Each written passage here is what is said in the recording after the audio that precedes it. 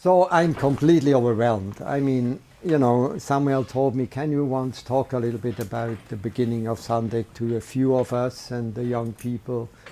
And I said, oh, of course, but I didn't expect this kind of crowd coming here. But I think it's a big compliment to Zurbrück, Christoph Lüthi, and the whole Sandec group at present, because it shows what their work is so much interesting for the whole Eawag. And I can tell you, for a long time we were only wishing that this would be like this. So a dream is now coming fulfilled today for me personally. I also am extremely happy that 3 persons are here, long-term companions that followed me through the most of the time in Sandec. Martin, first Brigitte Hauser, then Martin Strauss and Martin Wegelin. And you know, when I prepared this, I promise you, I stay to keep with real facts.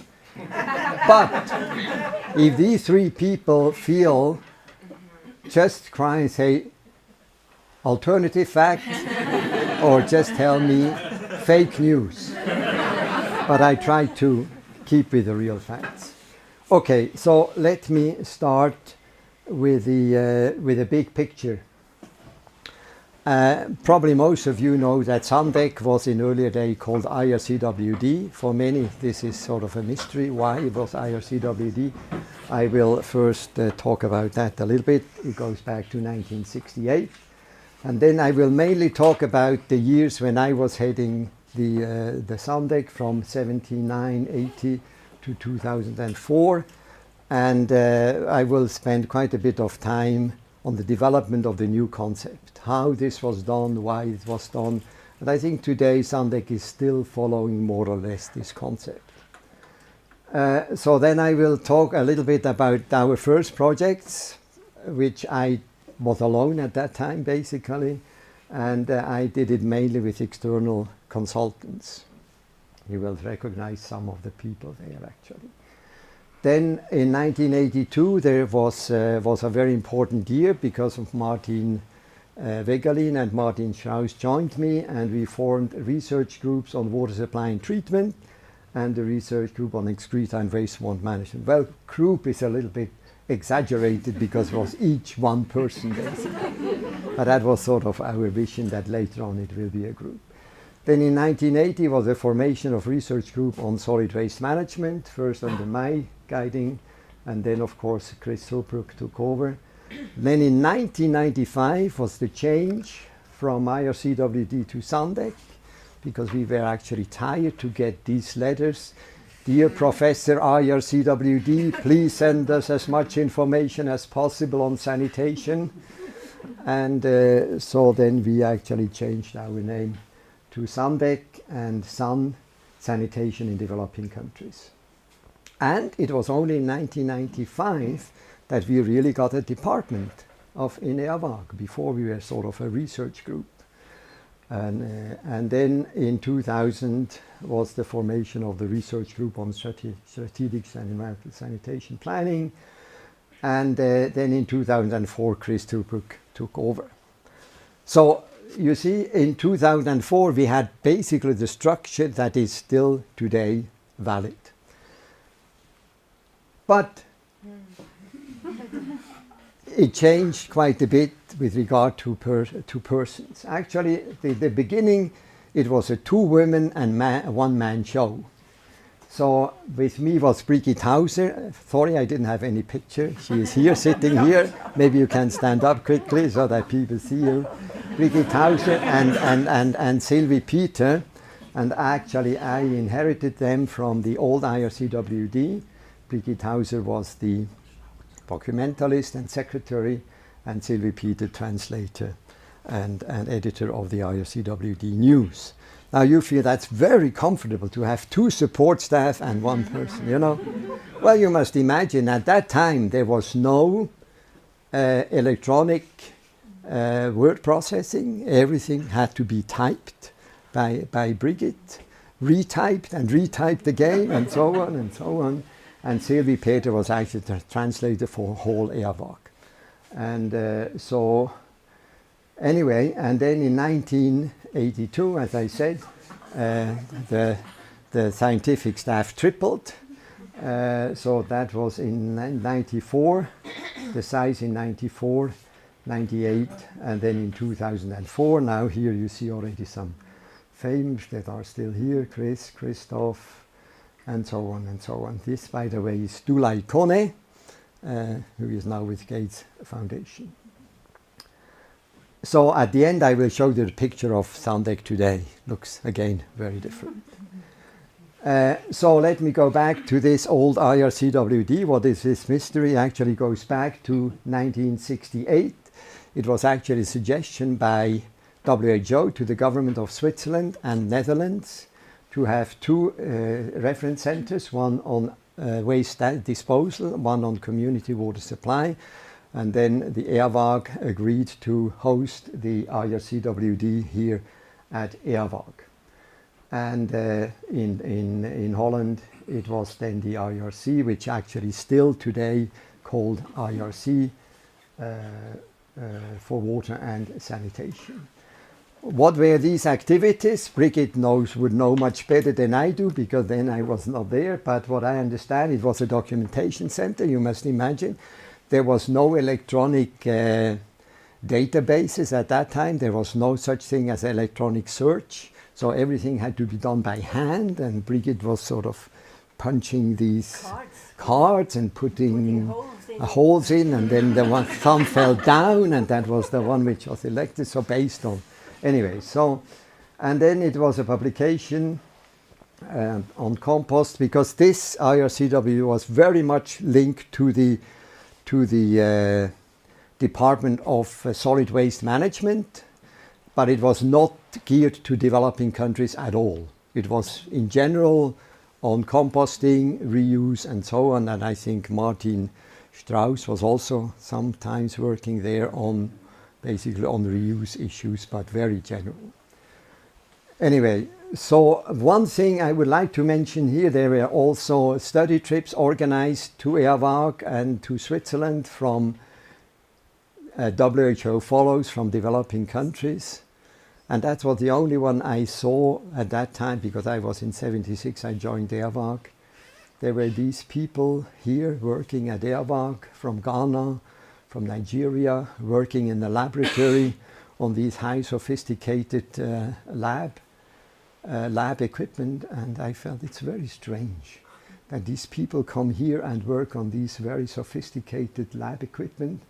And then they went back and said to their organization, we need a mass spec, we need a GC now, else we cannot do the work. So I felt this is probably not the right thing to do.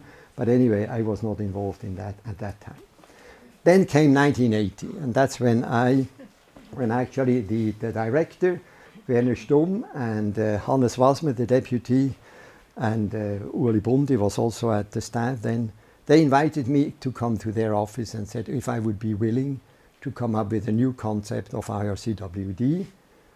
How can Eawag, with its wide scientific and technical knowledge, best contribute to tackle the water problems in developing countries? I was very excited, but I was also a bit shocked. And I told them I would be very interested to do that, because I came back in 76 from my studies in Stanford.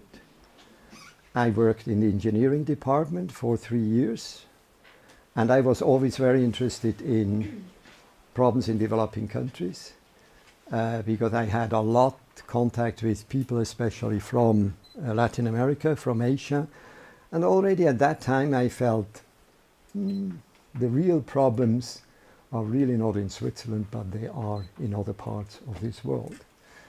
And so I was always very interested in these issues. But I told them, I have never been working in developing countries. Don't you want to employ somebody who has experience in developing countries? And very interesting, they said, no, we were thinking about that too. We want to have somebody who knows Eawag quite well, what the strength of Eawag is. And you know, at that time, Eawag had about 150 people. We didn't need scrambled lunch. Okay? We didn't need scrambled lunch to meet at lunch tables. We automatically were sitting from people from other departments. I knew very well what the biologists did, what the chemists did, of course engineering, because I was working in the engineering department. So they said, no, we want you to do this. So I came, but they said to me, and that's very generous, I was extremely lucky. They told me, we give you a couple of months, you read and you visit people. You visit people, whoever you want, to get informed. So I went out with these questions: what is the situation? What are the main challenges? Who is working in this field? What are the comparative advantage of Eawag to work on these challenges? So these were the questions in my mind. And then I visited several people, and I really would like to mention a few people here who influenced me tremendously. The first one is John Kalbermatten. He was at that time senior water advisor at the World Bank. And he was a Swiss, emigrated to the US very young, but he always kept contact with Eawag, and he knew exactly what Eawag is. And when I visited him at the World Bank, he told me he was very excited that Eawag wants to get involved in this. And the second thing he said, Roland, you have to help me to change the World Bank. And I said, well, that's a big word, you know, for a young engineer. And he explained to me, look, we get, and he showed me on his shelf, he showed, look, we have all these projects.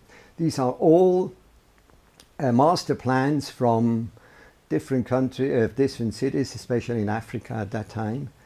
And these are all wonderful sewer systems designed, but we cannot fund them. They don't have water for a sewage system. They would never be able to pay back. These were loans, and especially they are not able to maintain and operate these things. And the people in World Bank don't understand this, Roland. We have to change that. I said, okay. And actually what he did, he had already in 78 formed this UNDP World Bank low-cost water and supply and sanitation project, and the technical advisory group with Richard Feacham, Duncan Mara, Mike McGarry, some of them you probably know by name. So I visited all of them, and they already had prepared several documents, health and sanitation. They already had a sanitation field manual. They were planning or in preparation to do it. And very important also here, low-cost technology options for low-cost sanitation and water supply. And he said, look, there are existing technologies, but these technologies are not known, or we don't know why they work or how they work, and in the circumstances they work. So, and they even gave me the opportunity to go to Dar es Salaam, because that was the latest of this project, to go to Dar es Salaam and see actually what these people do when they go to the toilet. What are their habits related to sanitation? So I did it with a social scientist here, Hilda Kivasila, and I went to all these, to the houses, just to find out what are the habits of the people doing sanitation. Well, that was very strange for an engineer.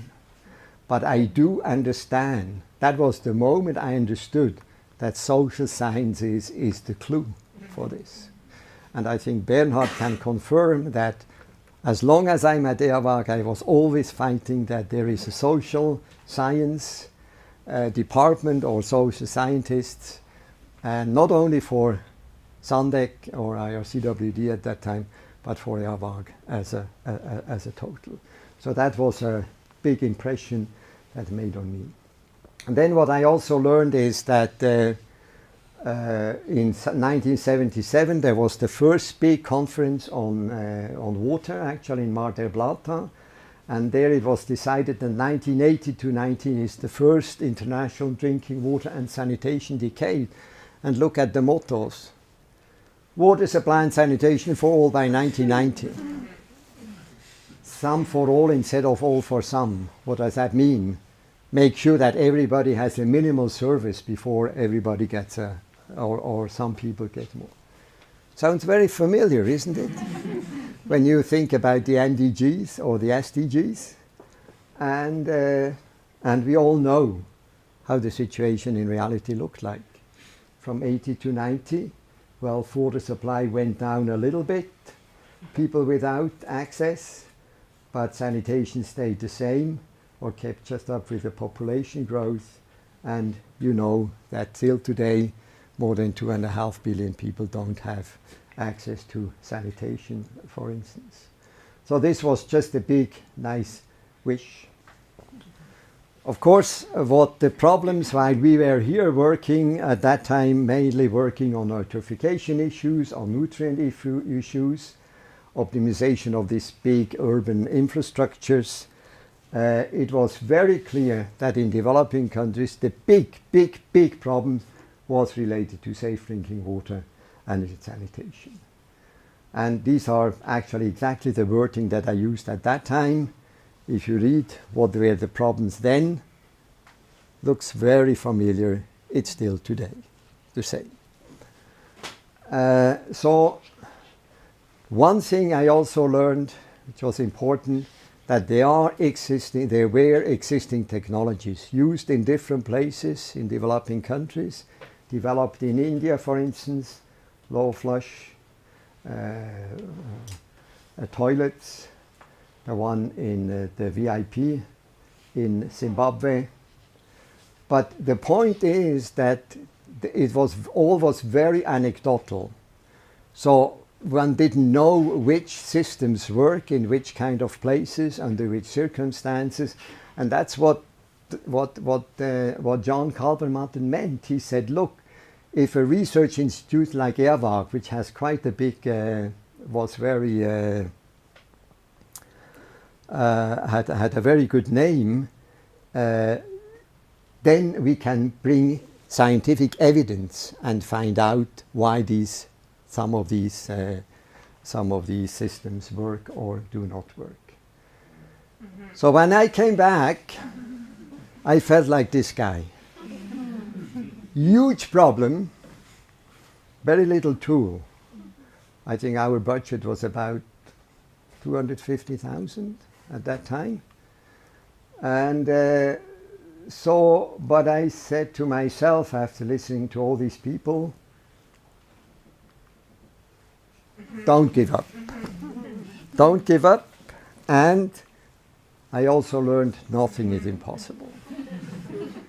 So that was sort of my motivation to go ahead.